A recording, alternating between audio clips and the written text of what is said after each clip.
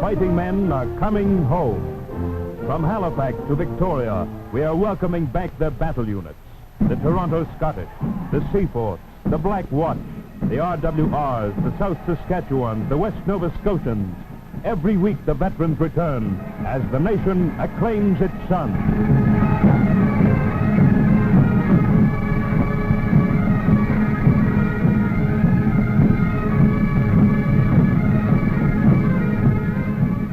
In the joy of reunion, there is no concern for the past.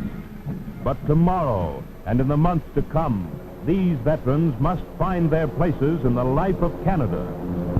Out of every 100 returning servicemen, 7 will go to work in the natural resources of the land.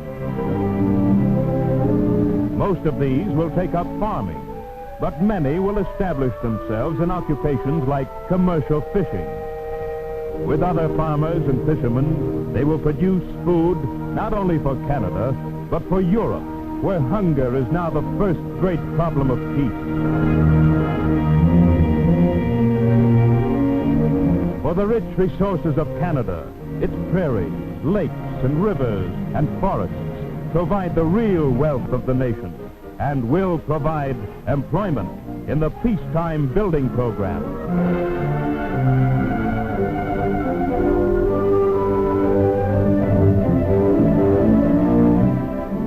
And from the mines, the minerals to maintain the high industrial output Canada achieved during the war.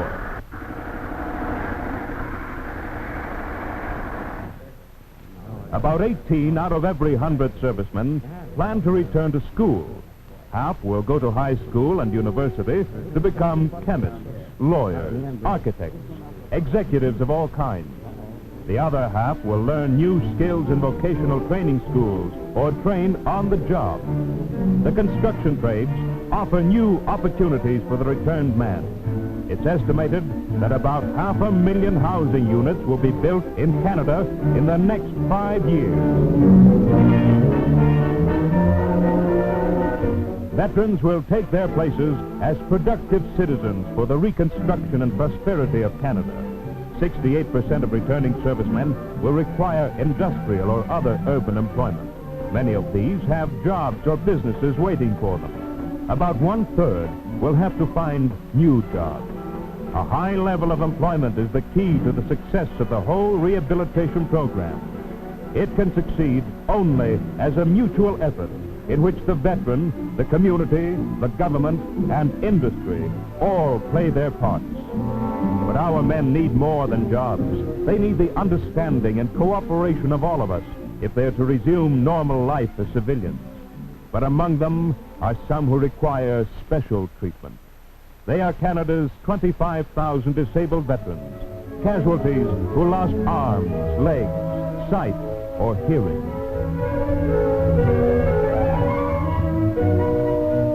In hospitals at key points across the Dominion, many of these men are now taking treatment and retraining that will return over 90% of them to full civilian life.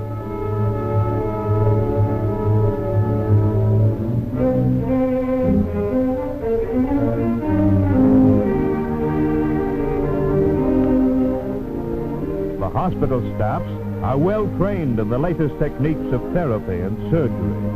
But the careful, patient skill of surgeons and the most up-to-date equipment science has devised still require effort and determination from the patient himself.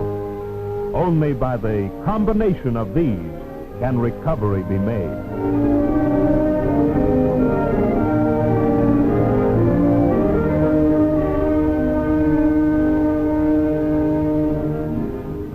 Veterans who have lost their sight can be trained to make full use of their remaining faculties.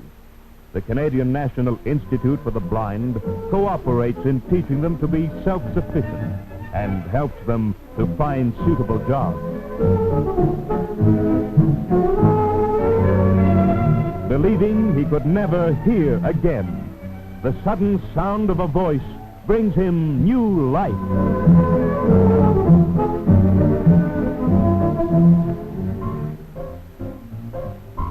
Mind as well as body must be made well. Fun and entertainment, which meant so much to troops overseas, is now brought to the hospitals by the same services and civilian units.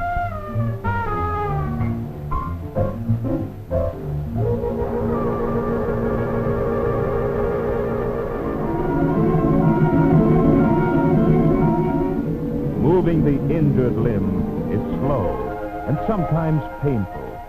But the exercises that keep muscles nimble begin in the early periods of treatment. Through all the stages of recovery, hands and arms and fingers must be taught to work again.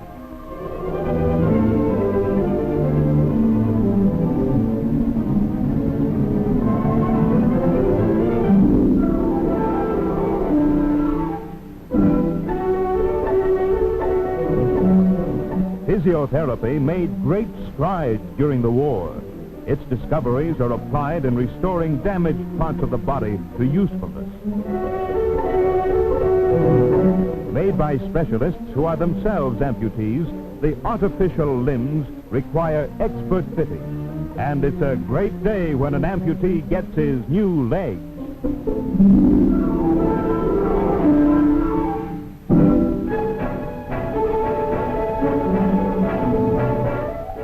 First steps with the new limbs are slow.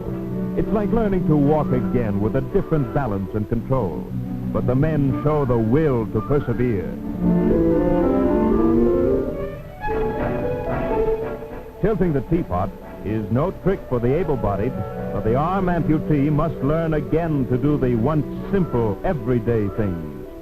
Some master the new arm so well, they can match normal dexterity, even in the art of writing.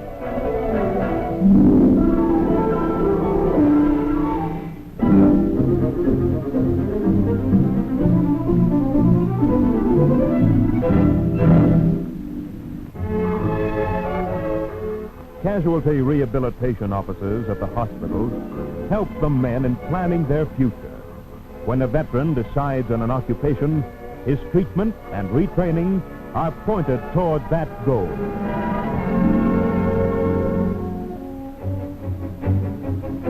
While the patient's treatment is progressing, machinery is in motion to help him toward a job. A special placement division conducts a continuous analysis of jobs to find work suiting the capacity of the discharged man. After months of treatment, this veteran is interviewed by a prospective employer. When he gets the job, he is back on the road to economic security.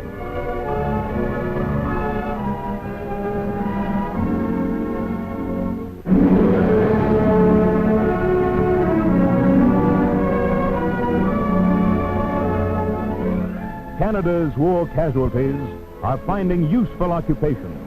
Those already discharged have shown they can be self-sufficient. They need only the opportunity for suitable employment. They ask no special consideration, only a chance on an equal basis for the jobs they can handle. Industrial surveys indicate that a disabled man properly placed is as efficient as his able-bodied fellow worker.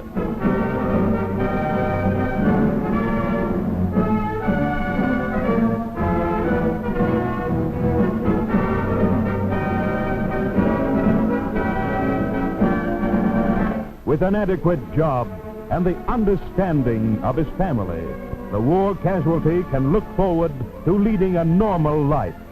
By his own effort, he has earned many times over security and the right to a brighter future.